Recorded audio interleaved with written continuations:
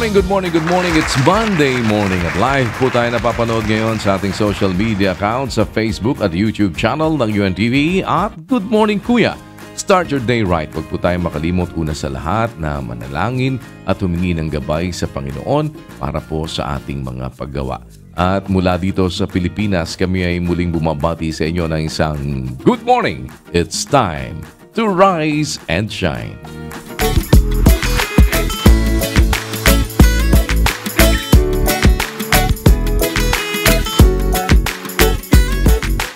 At ngayong araw po, makakasama naman natin ang ilan sa ating mga kapatid sa MCGI Talipapa, Quezon City Chapter upang tayo po ay sumaklolo sa ating mga kapwa-tao na nangangailangan doon. At naroon ang ating pong representative, si Brother Anton Magdaraog. Pagbati sa inyo ng pag-ibig at kapayapaan. Brother Anton, rise and shine. Good morning.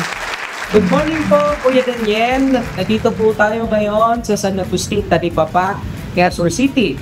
At kasama po natin na kapatid mula sa MCGI Quirino Chapter para makibahagi po sa ating pagkakawang gawa sa araw na ito. Salamat po sa Diyos. Balik po sa iyo, Kuya.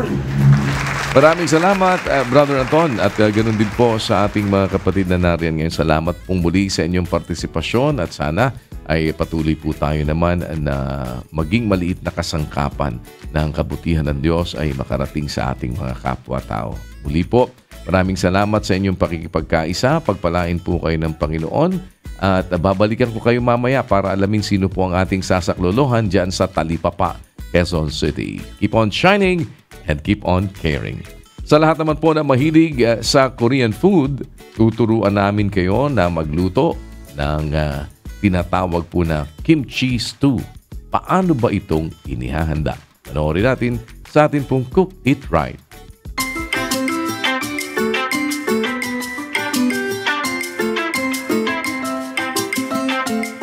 Good morning, Kuya Rise and Shine, mga kasambahay! Excited na ba kayo sa nakakatakam na recipe ngayon? Dahil ngayon ay gagawa tayo ng Korean food na healthy and spicy. Tama, sino ba naman sa atin ang hindi mahilig sa maanghang plus healthy pa?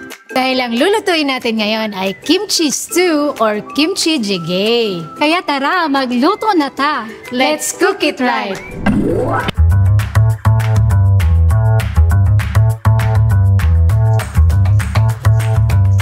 Ang una po natin gagawin ay timplahan natin ng pork ng salt and pepper. At haluin. Ngayon naman ay mag-umpisa na tayong mag-isa. Maglagay tayo ng konting sesame oil. Tapos ang ating garlic. Gisa lang natin ito hanggang sa mag-golden brown. Sa recipe na ito, pwede po tayong gumamit ng ibang klaseng oil. Pero mas maganda po kung gumamit tayo ng sesame oil. Ngayon naman, isunod natin ang ating white onions at igisa lang natin ito hanggang sa mag-translucent. Ngayon naman, isunod natin ang ating seasoned pork belly. Pagluto na ang ating pork belly, isunod naman natin ang kimchi at gochujang. Pwede din tayong magdagdag ng gochugaro or chili flakes, pero optional lang po ito.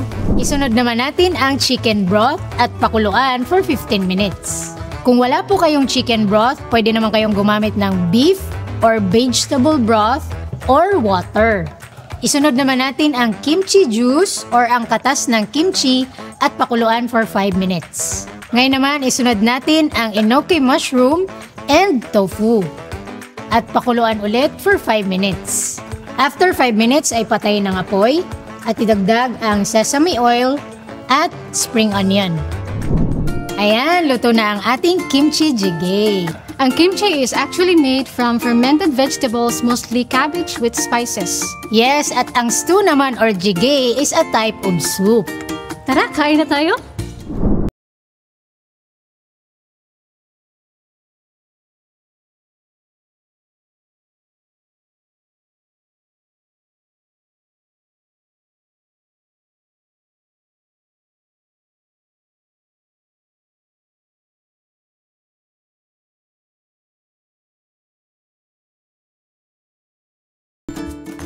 Huwag nating kakalimutan na bago kumain, manalangin.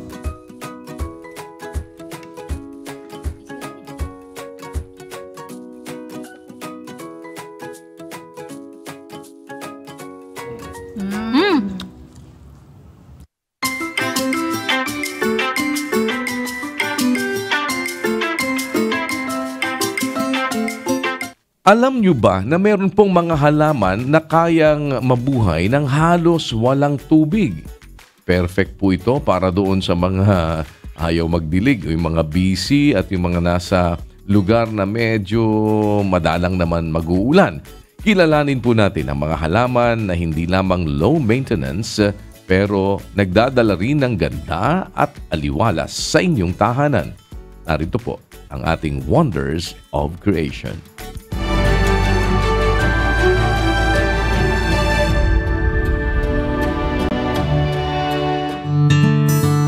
Alam na natin mula noong grade 3 pa tayo na para mabuhay ang mga halaman, nangangailangan sila ng masustansyang lupa, init ng araw at saganang tubig. Ngunit pansin ba ninyong may mga halamang lumalago kahit hindi dinidiligan? Kahit ilang linggong walang ulan, ay malago pa rin? Pag-usapan natin ang mga drought-tolerant plants o ang mga halamang nabubuhay kahit hindi kadalasang nadidiligan. Hindi na natin ibibilang ang mga malalaking punong kahoy sapagkat ang mga ugat nito ay nakapenetrate na sa ilalim ng lupa para sa sapat na tubig at moisture. Ang parating na babanggitin sa ilang mga pag-aaral na malamang kilala na natin na among the most drought-tolerant plants ay ang snake plants, aloe or aloe vera, cactus, at bougainvillea. Marami pang nasa listahan kagaya ng mga flowering shrubs na sumisibol tuwing spring at patuloy na namumukadkad sa kahabaan ng summer sa mga four-season countries katulad ng lavender cotton, poppy, sage, and rock soapwort. Ang mga tropical flowering plants tulad ng portulaca, blanket flower, verbena, lantana, wallflower, at oleander ay hindi rin kailangang diligan. Sapat na ang maminsanang pag-drizzle ng ulan. Ayon sa isang article published on September 7, 2018 entitled What Makes a Plant Drought Tolerant, may tatlong pamamaraan para makasurvive ang isang halaman. Ang una ay desiccation tolerance, kung saan ang mga halaman ay may kakayahang makapanatiling buhay kahit sa extreme dehydration tulad ng mga ferns at mosses. Totally dried out sila sa mga desyerto pero kapag nabubuhusan sila ng tubig, bumabalik ang kanilang green pigments. Ang pangalawa ay ang drought avoidance. Pinapanatiling sarado ng mga halaman ang mga stomata ng kanilang dahon para hindi makalabas ang moisture at ibinubukas naman tuwing gabi para makakuha ng carbon dioxide. Drought avoidance din ang leaf dropping o ang paglalagas. Mas nangangailangan kasi ng tubig kung may maraming dahon para sa photosynthesis. At ang pangatlong pamamaraan ay ang drought tolerance. Ang disenyo ng pagkalikha ng mga halamang ito ay nakaka-adapt sa kanilang natural habitat. Kaya't kahit sa anumang sitwasyon, ganoon na ang kanilang pamamaraan ng pag-store, pag-manage, at pag-save ng tubig sa kanilang mga dahon. Ang kapal ng leathery leaves at waxy cuticles ng mga dahon ay may dual function. Ito ay para hindi agad ma-evaporate ang water at para ma-reflect ang init at sinag ng araw, gaya ng sa mga snake plants at sa mga iba pang kauri nito. Kaparehong drought-tolerant strategy din ang disenyo ng cactus na makapal din ang balat. Ang aloe vera din ay may makapal na leaf-like body, storing the watery gel inside. Ibang drought-tolerant strategy naman ang gamit ng ibang halaman. Small and thin leaves ang disenyo ng mga nabanggit na flowering shrubs. Ang maliliit na dahon ay nangangahulugang maliit din ang surface area na naiinitan kaya mas nakakaimbak ng tubig ang halaman. Ngunit ang binansagang crown champion in tolerating hot climate among tropical flowering shrubs ay ang bougainvillea. Nakakasurvive ang halamang ito na hindi nadidiligan for an extended period of time dahil dumadaan pa siya sa stages of adaptation. Nagwi-wilting of leaves, tapos nagli-leaf drop muna ang halaman. Then comes the reduction of flowers and drying of the soil surrounding the plant. These are the extreme signs that the plant is pushed to its limits para maka-adapt sa scarcity of water. Hindi binuhay o nilikha ang isang nilalang para lamang mamatay. It has to serve its purpose, first and foremost. Ang resilience ng mga halamang drought tolerant ay nagpapakita ng disenyo ng buhay na marunong umadapt sa paligid kung saan sila inilagay. Dito ay nalalaman natin na ang adaptation mismo ay parte ng grand design of the self-sustaining nature at patuloy na nagpapakita ng kamangha-manghang karunungan na nasa likod ng kanyang wonders of creations.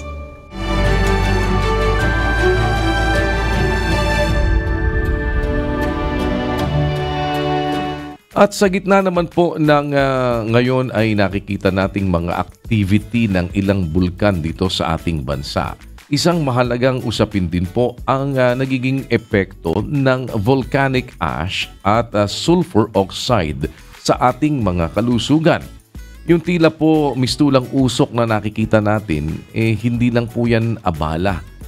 Kundi posible po ito ay makapagdulot din ng mga seryosong sakit sa atin kagaya ng mga sakit sa baga at iba pang problema sa ating mga kalusugan. Alamin natin kung paano natin itong maiwasan at ano ba ang dapat nating gawin para maprotektahan ang ating mga sarili. Panoorin po sa ating Now You Know.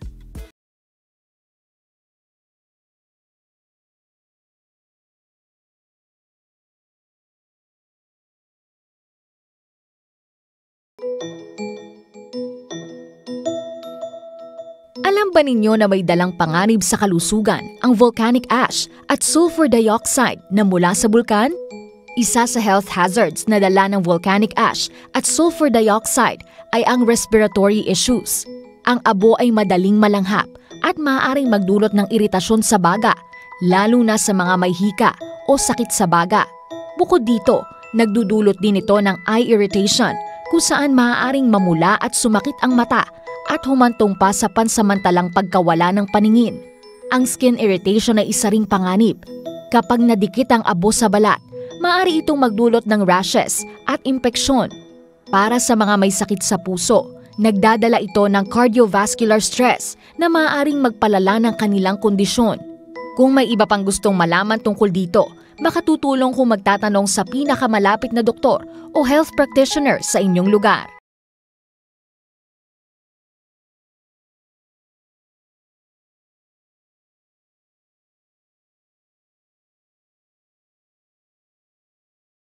Mas maging maayos tayo ngayong pagpasok na naman ng isang panibagong yugto ng ating mga buhay.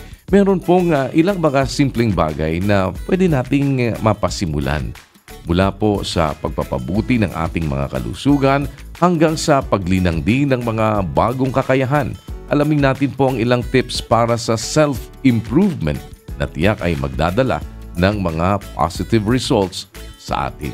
Dito po sa ating You Can Do It.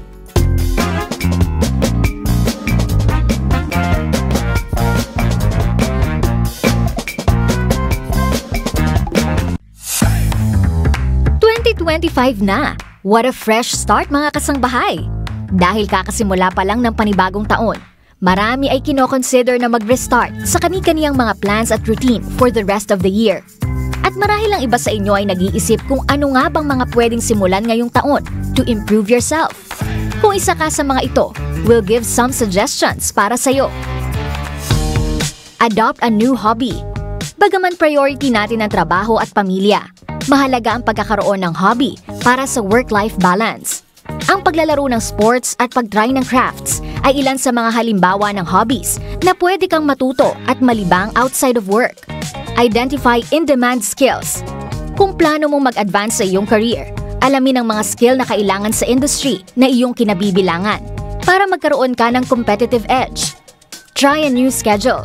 Posibleng sa pagbabago mo ng schedule ay magkaroon ka ng ibang perspective sa paggamit ng oras para ma-maximize mo ito. Halimbawa nito ay pagising 1 hour earlier than usual para mag-aral o di kaya'y paglalaan ng oras sa kalagitnaan ng araw para sa iyong hobby. Commit to an exercise routine. Ang pag-ehersisyo ay makatutulong upang mapanatiling healthy ang ating katawan, and it can help you relax. Start journaling. Alam nyo bang nakaka-contribute ang pagsusulat sa journal para sa improved well-being at reduced mental distress? Pwede mong isulat kung kumusta ang araw mo at maging ang mga bagay na ipinagpapasalamat mo sa araw-araw. It can also be a good tracker sa iyong nakaset na goals. Kayang-kaya, di ba? You can do it!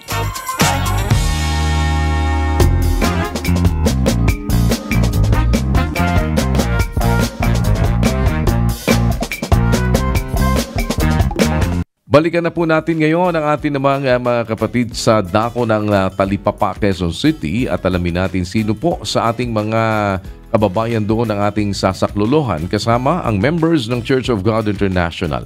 Naroon muli ang ating pong representative, si Sister Marlene Mier. Sister Marlene, good morning po sa inyo dyan sa Talipapa. Rise and shine! Rise and shine po kuya at sa lahat ng ating mga kasambahay.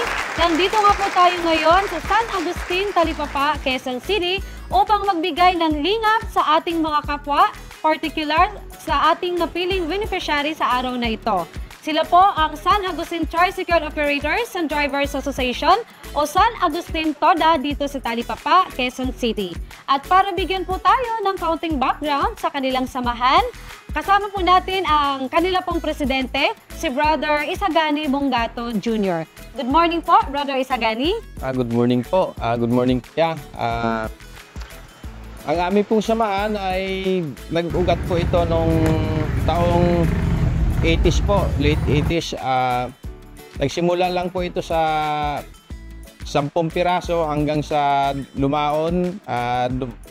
Hanggang ngayon ay umabot na po na 60 at patuloy po kami naglilingkod dito sa barangay ng Talipapa. Ano-ano po ang mga kadalasang kinakaharap o problema ng inyong samahan at paano nyo po ito nasusolusyonan? Madalas po naming problema na na-encounter sa aming TODA, aming samahan ay ang kakulangan po sa pundo sapagkat medyo maliit lang din po ang aming TODA. Kaya ganun po. Ano po ba yung inyong nire-request? Bakit po yun ang request ninyo at gaano po kalaking tulong ang maidudulot po nito sa inyong samahan?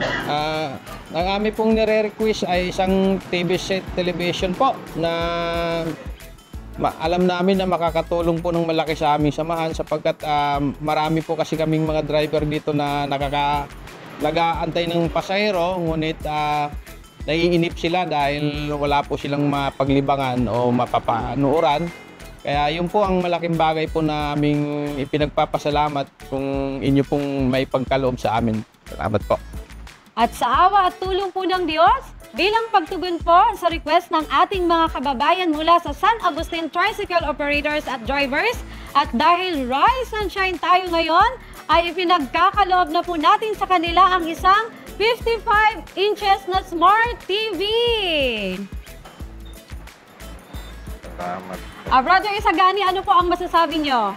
Maraming salamat po. Unang-una po sa Panginoon at napagkalooban po kami ng isang television set na magagamit namin sa aming samahan at patuloy po namin itong iingatan sa awat tulong ng Diyos.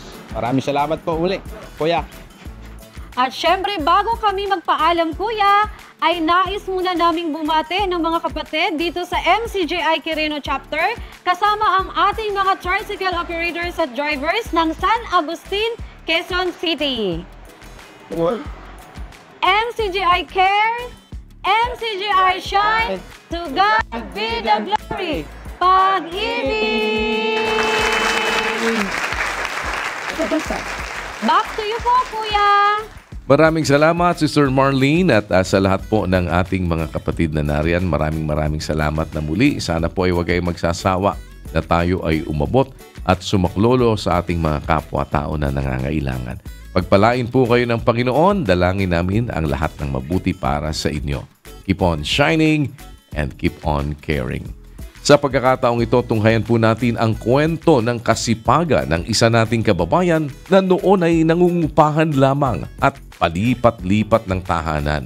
Pero ngayon, meron na siyang sariling bahay dahil sa kanyang pagsisikap sa awa at tulong ng Panginoon. Kahit mahirap, huwag susuko, laban lang.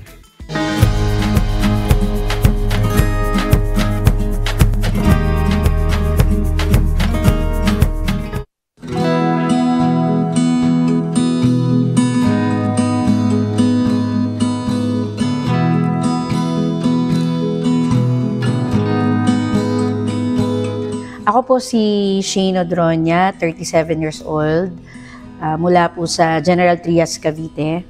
Maayos naman yung pamumuhay namin nun kasi may bahay kami. Nalang simula nung nag-abroad yung nanay ko, kailangan kasi ng konting panggastos. Siyempre alam niyo na pag nag-abroad, may mga placement fee. So isinala yung bahay at yun yung nagamit na pang-alis niya, pang-process pa abroad. So, sa hindi inaasahang pangyayari, hindi rin masasabing successful yung pag-abroad kasi nag2 taon lang yung nanay ko. So, sa kasalukuyan nun, may mga trabaho din ako pero hindi siya full-time. Then, nung naramdaman ko na medyo hirap kami kasi kailangan na naming magbayad, sinisingil na kami doon sa inutang namin. Siguro dahil sa mabuting kalooban na lang ng papa ko, hindi niya na lang tinubos. Ibinigay na yung titulo, yung bahay mismo dun sa pinagkautangan namin. At ang naging solusyon, nagharap kami ng paupahan. So, nangupahan kami hanggang sa isang pagkakataon, yung kuya ko na nasa Sunnybrook, nagsabi sa amin na mura daw doon. So, doon kami napalipat. Hanggang sa talagang naramdaman ko na kailangan ko na talagang tumutok, maghanap ng full-time na trabaho. So, nagsimula ako nun sa pag-apply sa isang trading po yun. So, as office staff, doon ako nagsimula na magkaroon ng full-time na employment. So, awa ng Diyos ay nakakatulong papaano, pero kinukulang pa din. So, nag-isip ako ng isa pang paraan. Try ako ng call center, tapos nag-try din ako ng ESL. So, doon, nag-part-time ako noon. Awa ng Diyos, doon sa pagpa-part-time ko na yun, doon ako nakakuha ng bahay. So, awa ng Diyos, nung nakaka1 taon na ako sa pag-ESL, ay natutuloy-tuloy ka naman ng paghuhulog. Dahil din sa mga kaibigan, nag-recommenda rin sila na bakit hindi daw ako mag-try ng work from home. So yun, awa ng Diyos, paunti-unti lang yung mga ginagawa kong pagpupundar para dun sa work from home. So nakakuha naman ng mga konting kliyente, nagtuturo pa rin ng mga English. Then yun, nag-research ako, naghanap ako ng mga iba pang opening na work from home pa din. Then awa ng Diyos, nagkaroon ako ng isang kliyente. So awa ng Diyos, dahil maganda yung naging performance ko, so maganda rin yung naging kumbaga sweldo din doon. Compared dun sa mga nauna kong trabaho, parang ito yung parang masasabi ko ng malaki. Kaya mula doon sa maliit kong computer, nakabili na rin ako ng laptop. Ayun, tapos doon na nagsimula na nag-a-add ako ng mga side hustle. Parang ito na yon yung work from home, ito na yung gusto kong trabaho. Masaya ako dun sa ginagawa ko. Then through time, awa ng Diyos na nakakuha na kami ng bahay, nakakatulong na rin ako sa mga magulang ko. At yon, may mga kliyente ako ngayon, awa ng Diyos, na nagiging maganda yung kumbaga pasweldo. Yung masasabi kong conflict sa trabaho ko, time, kailangan mo silang i-reach out na dapat natutulog ka na, pero hindi mo pwedeng hindi gawin kasi hindi dahil yun ang kontrata mo. Kasi concerned ka doon sa kumpanya mo na pag hindi mo nagawa yun, malaki yung magiging epekto sa sales ng company mo. Kaya yung sa work from home, kumbaga as a virtual assistant, kasi yung pinaka-job role ko, malaking bagay siya sa akin at ito yung parang masaya yung aking kalooban na ito yung naging trabaho na bigay ng Diyos na nagagawa mo yung gusto mo at the same time kumikita ka, nakakatulong ka pa rin po sa pamilya mo. At awa ng Diyos sa pamamagitan din ng trabahong ito, natutulungan ko rin yung kapatid ko ngayon na mag-aral sa college. Siyempre, unang inspirasyon naman natin yung mahal natin sa buhay. Pag nakikita mo kasi yung mahal mo sa buhay na masaya, simpleng ngiti lang nila, parang ikaw din, parang nawawala yung pagod mo. Kung yung iba nga, nakakaya nila, diba? What more pa tayo? Lalo na kung kasama mo ang Diyos. Tapos may pamilya ka pang kasama na nagpapalakas ng kalooban. Kaya sila yung talagang number 1 kong inspirasyon sa paghahanap buhay. So sa mga gustong mag-VA, so wala namang harm for trying. At habang may pag-asa, may oportunidad na ibinibigay sa atin ng Diyos, samantalahin natin. Ipagtiwala natin sa Diyos ang lahat ng ating magagawa. Lakipan natin ang sipag at tiyaga. Laban lang.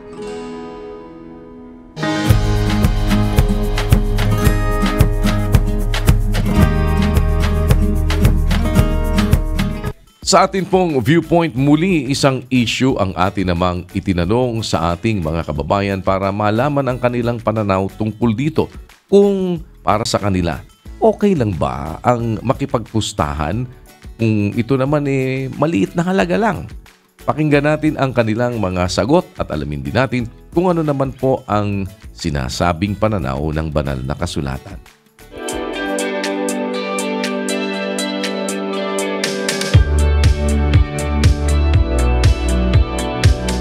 Diyan din naman nagmula lahat sa pustang maliit hanggang sa palaki ng palaki. Gambling na yan yung pakipagpustahan, di ba? Lahat ng kalokohan magagawa mo dyan. Kung hindi naman po ikasasama, bakit naman hindi pwede?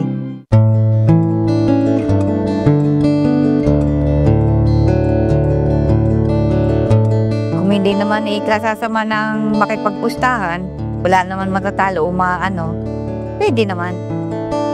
Siyempre masaya. Pagtalo, siyempre malungkot. Para sa akin kasi, kasi ko yung dati kong okay sa akin yun. Pero ngayon kasi, as a Christian na kasi, hindi na siya pwede. Lalo pag nag-change of lifestyle ka na, lalo pag nakakilala ka sa Lord.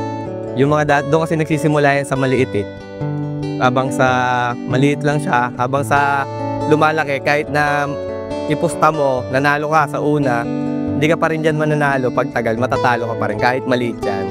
Pag pinagsama-sama mo siya, kahit maliit, lumalaki pa rin yan. Hindi ka naman palaging mananalo dyan pag pustahan, di ba? Ipunin mo na lang. Kesa wag mo na ipusta, di ba? I-save mo na lang. Kasi yan, gambling na yan yung pagpustahan, di ba? Sugal na siya. Kumbaga, dyan ka ma-attempt na una papanalalunin ka niyan. Mag-gain ka, pero hindi mo na malayan, mas lamang yung talo mo sa panalo. Kahit paunti-unti yung pusta. Kaya dapat wag na. Wag na nila simulan sa maliit. Yan kasi nagsisimula lahat sa maliit.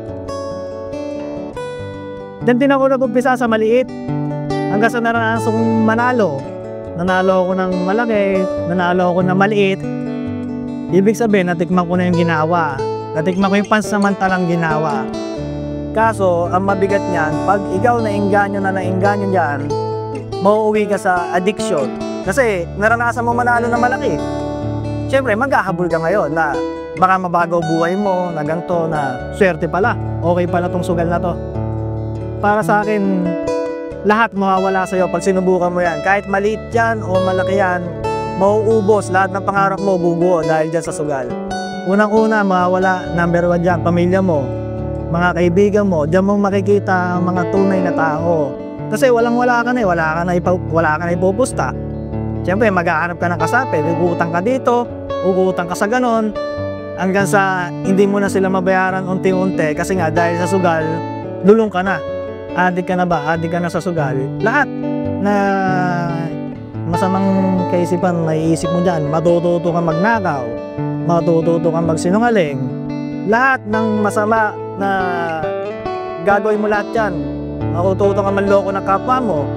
Unang-una mong lulukoyin dyan, asawa mo. Kasunod dyan, mga magulang mo, mga kaibigan mo. Lahat yan, patitikimin ka lang niya sa umpisa. Ayun ang pinaka number 1 yan. Diyan din naman nagmula lahat Sa pustang maliit, hanggang sa palaki ng palaki. Papanalunin ka pa niyan, hanggang hahatarin ka na niyang palilim. Kasi, nakakaranas ka na ng malaking panalo Hindi rin maganda ang pakikipagpustahan dahil yan tumarating sa punto na lumalalim yung pagiging lulong mo sa sugal. Kahit talit yung pinupusta mo, sugal pa rin yan. Walang maganda may dudulot yan sa tao. Kaya kung malaki man o maliit ipupusta mo, huwag mo nang hamakin na ang matalo o manalo. Huwag kang maghahangad na manalo ng malaki o maliit. Kasi ora mismo na bumuo ka na yan. Yung bunga na yan, pabagsak. pabagsak ang bunga niyan, hindi pa pataas. Kaya ang papayo ko sa inyo, huwag nyo nang subukan na magsugal. Maliit man o malaki bubusta mo, huwag mo nang imasukan yung ganyang sistema. Kasi sa totoo lang, yung maliit na panalo at malaki at maliit na talo, pag bumunga ng bumunga yan, palalim ka dyan, lulubugin ka dyan, hanggang sa habulin yung perang nawala sa'yo. Lahat ng kalokohan magagawa mo dyan. Lahat dyan. Unang-unang lolokohan dyan ng anak pa na asawa mo, adugo mo, ihirangan mo sila kasi dinadami mo na sila. Manghihiram ka ng pera about saan para meron ka pamusta sa sugal. Ang pagsusugal ay nagdudulot ng tinatawag na dopamine rush na nagbibigay ng pansamantalang kasiyahan. Kapag nalulong sa pagsusugal, itinuturing itong isang uri ng addiction. Pero ano nga ba ang sinasabi sa Biblia tungkol sa pagsusugal? Alam mo, lahat ng pag-uugatan ng pag-iinteres sa pera bawal sa Biblia. Yung mag-interes ka ng pera na hindi mo pinaghirapan, alimbawa, 5 piso ka mo, yung 5 piso nagiging 10 yun yung 10 nagiging 1,000. Pauwi sa sugal yun. Ang batas ng Diyos, dun pa lang sa pinakamaliit na bahagdan, inaalis niya na yung panggagalingan ng masama. Kaya nga ang sabi ng Diyos tumingin ka pa lang sa babae, taglay sa puso ang masamang hangad, magkakasala ka na ng pangangalo niya, tumitingin ka pa lang. Ibig sabihin, inaalis niya na yung pagtingin kasi doon nag-uumpisa yung pangangalo niya, yung katitingin O, di ba? Doon ka nagkakaroon ng masamang hangad. Doon pa lang sa pagtingin, pinuputol na. Kung papayagan ng Diyos yung 5 piso, 10, papunta na yan sa malaki. Sugal na rin ang punta noon.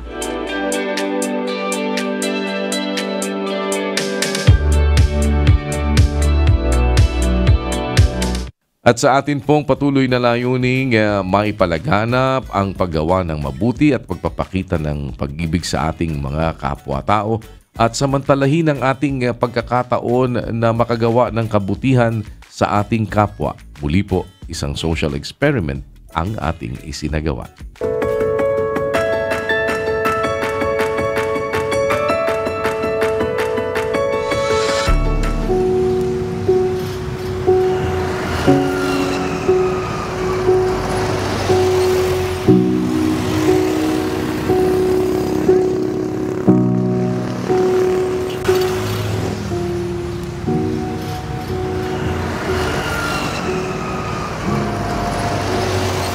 Ya, pwede ko kasakay. Ha? Pwede ko kasakay. Oh, alam ka? Kuan man kay ang kuan ba ang ako kay na ko kabantay nga nahugaw ang pitaka ba. Ya. Nya. Mo sakay na Sige, istorya asa mo ka? Sakay ka? Sakay ko. Ara sa may bintid. Oh. Mo ba ko community ya? Lagi, sakay.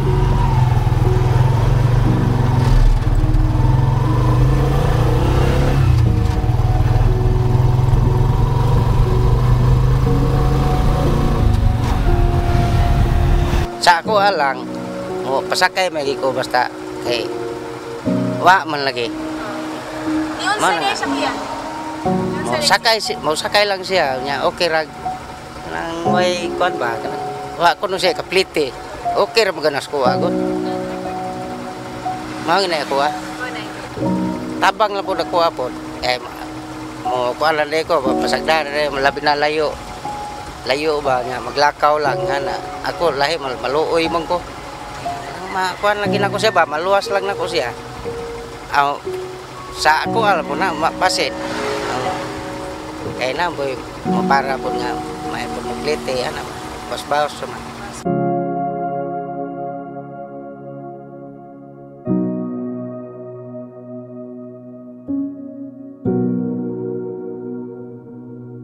Parang pwede ko makasakay. Asa ka? Ara sa may tulay ba? Tulay sa gabi? Okay, kuan man ko na ako pitaka ba ako kabantay nga natagak. Pwede ko sakay. Okay, lamat ya. Okay, complete ba niyo?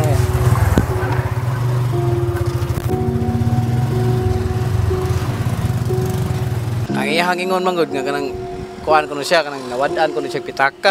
Wa may problema na to gud kay manghangi ulang ang tao. Di kinsa ba? Wa raman okay ra sa gamay ra anang kuan ay problema ha. Wa raman problema na ko mga manghangi ulang. Ana may uban nga maingon nga kuwang ra ba ko kliti, away problema okay ra na. Moro mo na akong kuan pod. Oh, kasagaran makakuanan siguro maka-encounter siguro mga inana gid. Makalisod karon nagay poy kanang ginagmay nga kuan gyapon kanang makatabang lang po ta ba. Nga ingon nga wa ba koy kwartay pamliti aw. Okay ra sakay lang. Libre ra mo nang sakay pod.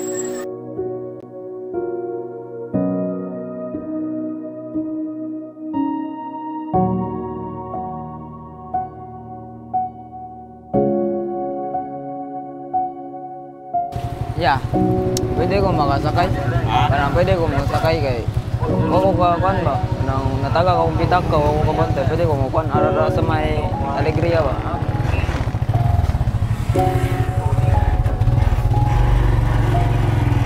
Kila may sulat na natagas ba? Kuan to ya 500 ndo kapit.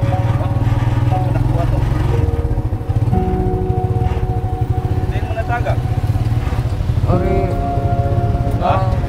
dito na dire sa may kuan. Pagpadong na ko dire. Nakay CCTV diri. Nakita mo niya.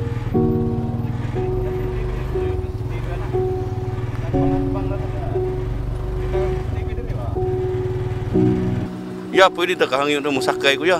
Oo, nga naman. Sa nahugong kwarta. Sa mga pila dito. Mga 500 din ko. Dali ra to bagitahon no gato na may kuan.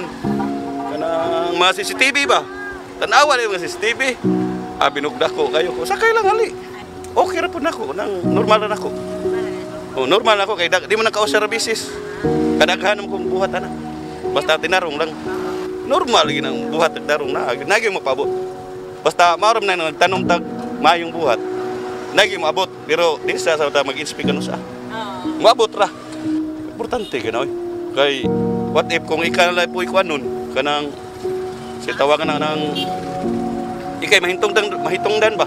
Mahitungdan ka nya. Wa kay ana. Ya tinarong imo ha. Tinarong approach siya. Nakasuway ko pero lugay naman to. Pero mas daghan ko nakasuway labi na mga butang mabilin sa motor. Basta maibawa na namang kasa mauli. Ako giuli.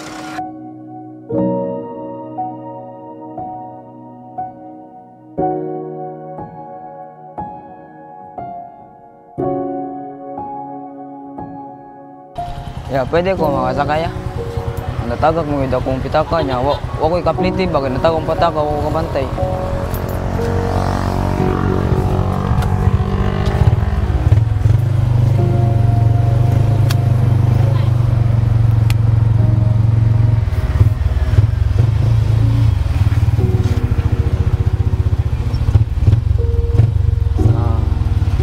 Ara ko sa may tulay.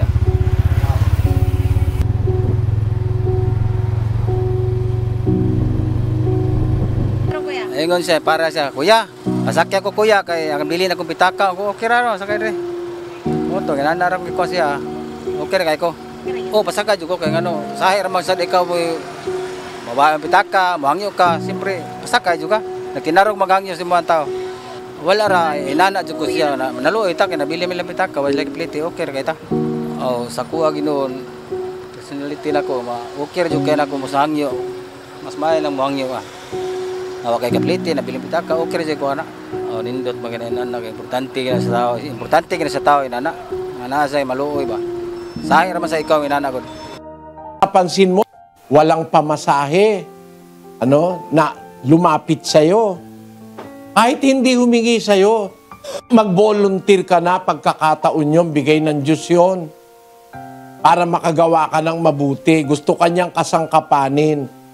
Sa unang Juan, ganito ang sabi sa 3, versikulo 17. Datapwat ang sinumang mayroong mga pag-aari sa sanglibutan ito at nakikita ang kanyang kapatid na nangangailangan at dooy ipagkait ang kanyang awa, paanong mananahan ang pag-ibig ng Diyos sa kanya?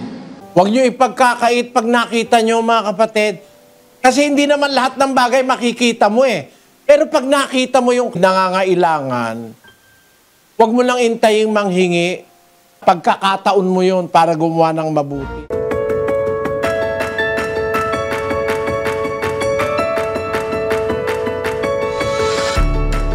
At sa pagkakataong ito, makikumusta naman tayo at makibalita sa atin pong regular medical mission na isinasagawa dito po sa ating lokal sa Doña Orani, Pulangco Street, Barangay Doña Orani, Bataan. Every Monday po ito.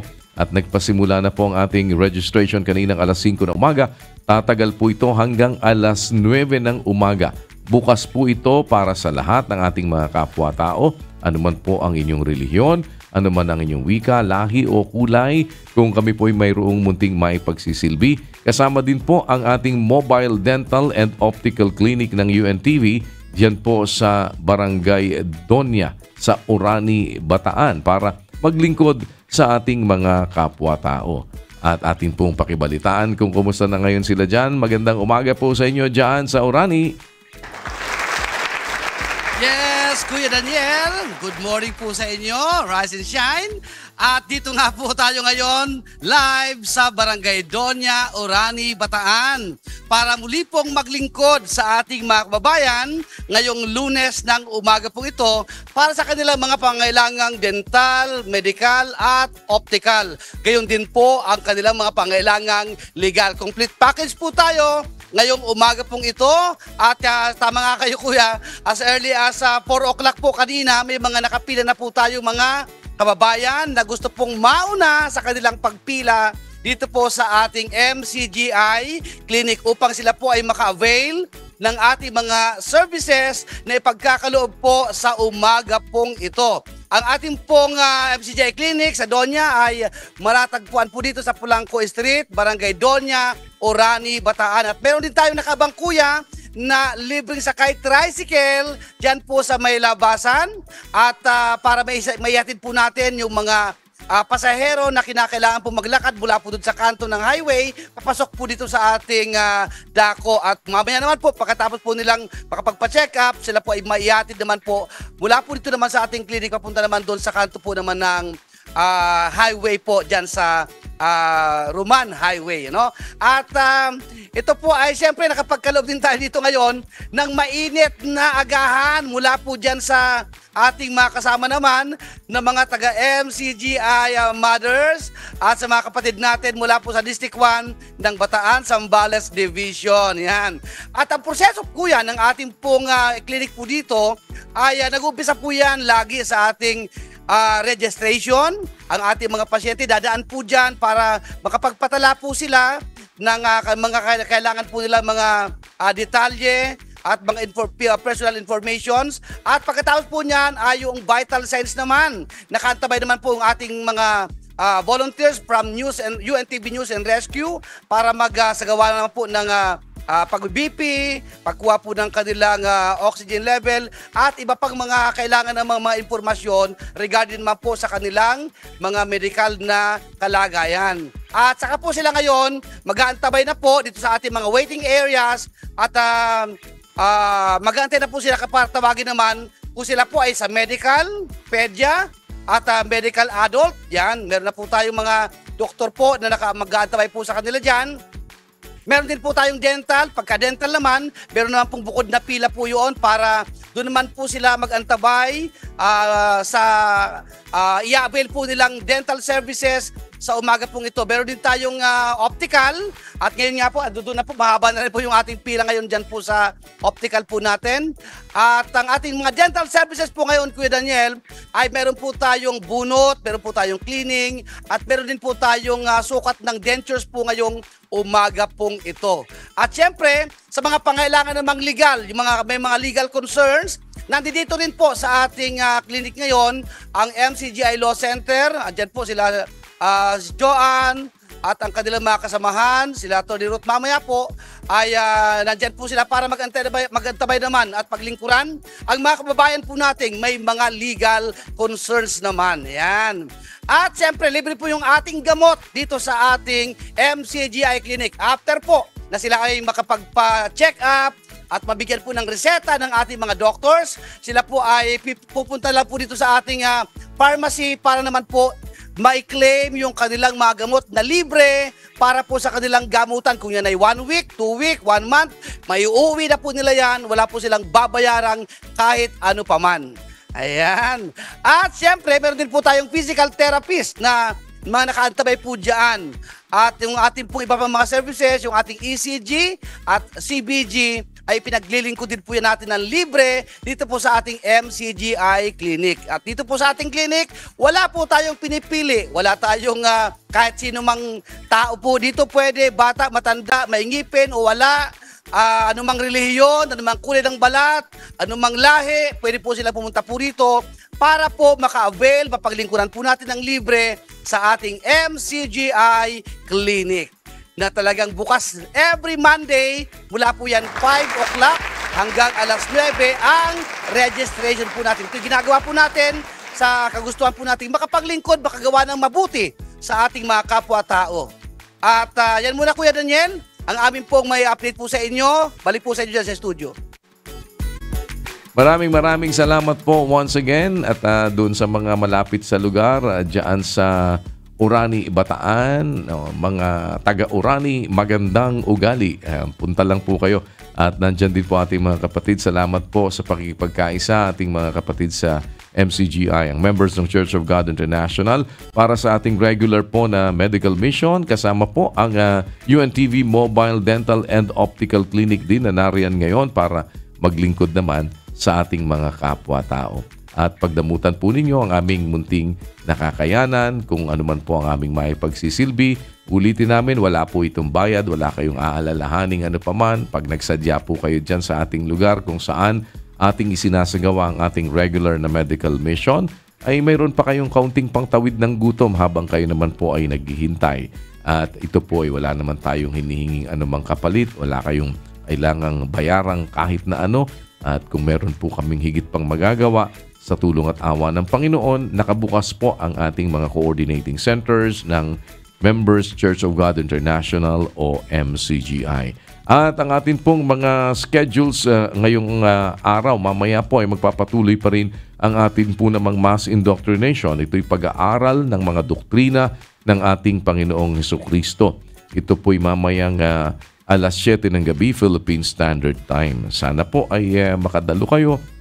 Maibahagi naman namin sa inyo ang amin pong mga pananampalataya mula sa mga sinasabi po ng banal na kasulatan. Ito naman po ay isang pagbabahagi lamang naman sa inyo. No? Wala naman kayong magiging obligasyon sa amin at yan naman po ay libre rin, wala pong bayad, wala kayong dapat na alalahanin na kung ano paman at ang amin lamang po ay aming maipararinig sa inyo ang mga katwirang sinasabi mula po sa banal na kasulatan. Timbangin lamang po ninyo at kayo na po ang bahala naman na tumingin sa inyong mga sarili kung ano ang mga bagay na makakabuti para sa inyo na magmumula doon sa mga aral ng Diyos na atin pong dapat na isakabuhayan. Ang Rise and Shine segment po ay inyo pong natutunghayan dito sa Good Morning Kuya every Monday alas 6 po ng umaga. Nakasama naman po ninyo kami dito. At ang serbisyong bayanihan, ang pagpapatuloy ng atin po mga serbisyo publiko mula Lunes hanggang Biyernes, alas 4 naman po yan ng hapon dito pa rin po sa UNTV at sa ating mga social media platforms na ginagamit. Ang MCGI Charity Center po ay nasa 141 E. Rodriguez Avenue, Marikina City. Ito po ay bukas naman every Monday ang ating MCGI Clinic sa atin pa rin pong, Friday rather, sa atin pong ginagawa naman na regular medical mission. Biyernes po ito, alas 5 ng umaga hanggang alas 9 din po ang ating registration. At kasabayan po nito ang MCGI Diagnostic Center sa MacArthur Highway, Barangay Sampaloc, Apalit, Pampanga. Ito naman po araw-araw ito, Araw-araw po ito na pagsisilbi sa ating mga kapwa-tao na nangangailangan mula Lunes hanggang Biyernes. Huwag mo niyo pong kalilimutan, ito po'y bukas para sa lahat at libre po ito na ating serbisyong ginagawa. At mayroon din tayo pong medical mission every Monday dito po sa Doña Orani sa Pulangco Street, Barangay Doña, Orani, Bataan. Yan po ay ilan lamang sa atin pong patuloy na mga public service na ginagawa, kasama po ang members ng Church of God International. Umiikot po ang ating 4 po yung mobile dental and optical clinic ng MCGI. Members Church of God International o MCGI Mobile Dental and Optical Clinic na umiikot sa Luzon, Visayas at Mindanao. Kung makita nyo po na nakahimpil yan sa inyong lugar, maaari po kayong lumapit sa ating mga coordinators at makapag-avail ng mga libreng serbisyong dental at optical. Ano man po ang inyong relihiyon, wika, lahi o kulay o ano man ang inyong political affiliation, bukas po ito para sa lahat. At maraming salamat sa inyong naging pagantabay sa araw na ito sa atin pong palatuntunan. Hindi pa po tapos ang Good Morning Kuya. Manatili pong nakaantabay sa pagpapatuloy po ng ating palatuntunan. At samantala, iiwan muna namin sa inyo ang isang awiting nagpapahayag na lahat ng pagsubok ay atin pong mapagtatagumpayan kung ihahabili natin ang ating mga paglakad at buong pagtitiwala sa Panginoon. Sa kanya pong rendition ng awiting Magwawagi, narito si Brother Kevin Opulencia para sa ating On a Good Note. Maraming salamat po. Mananatili pa rin na sa Diyos ang lahat ng karangalan at kapurihan magpakailanman. Sa lahat ng ating mga kapatid sa iba't ibang panig ng daigdig, ang members ng Church of God International, keep on shining and keep on caring. Good morning.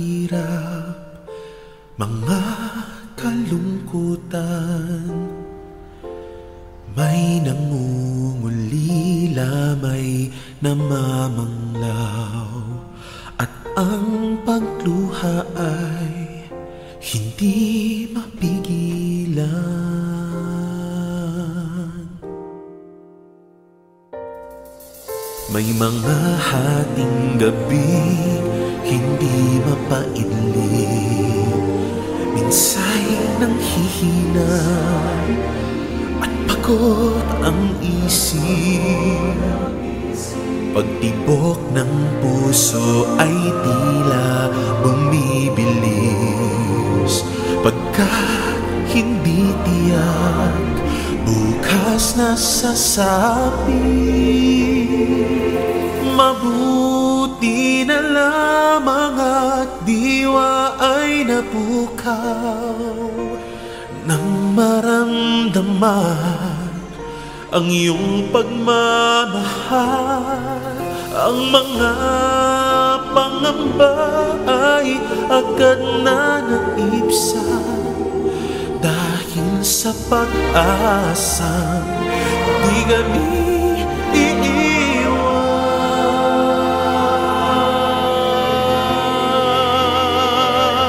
Kami magwawagi kung iyong sasama, at sa aming laban ay laging tutulungan. Hindi magagabi at kumanang magdaan, pag-asa ay maraming, buhay walang hanggan. Aming dalangin nawa'y pag-isa mga pagkukulang at mga kamangmangan. Kami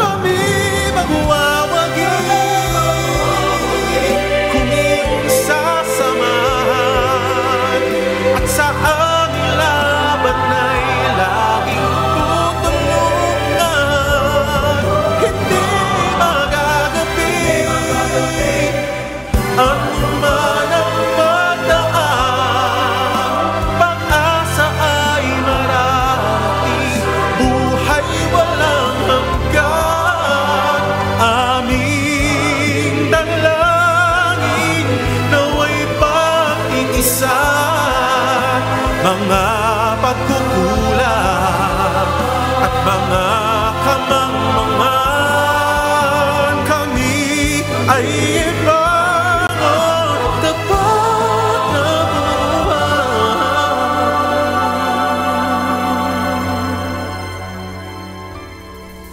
at huwag payaang sa iyo'y mapawala.